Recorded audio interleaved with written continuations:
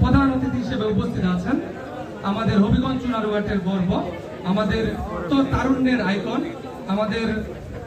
আমাদের চুনারুঘাট এবং মাধবপুরের সুযোগ্য মাননীয় সংসদ সদস্য জনাব সৈয়দ সাইদুল হক সুমন।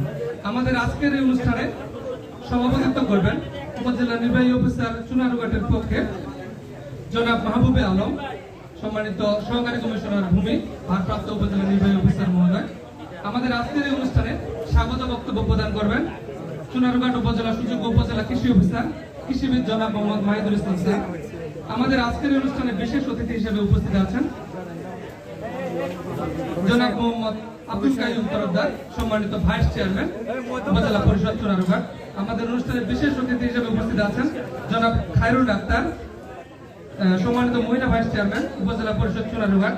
আমাদের মাঝে আরো উপস্থিত আছেন আমাদের চুনারুঘাট উপজেলা প্রাণী সম্পদ কর্মকর্তা জনাব মোহাম্মদ আনোয়ারুল ইসলাম মহোদয়।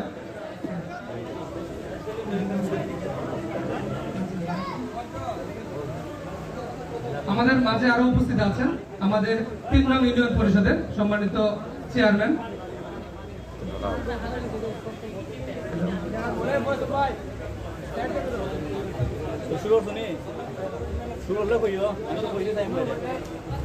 আমারে কইও জুয়েল,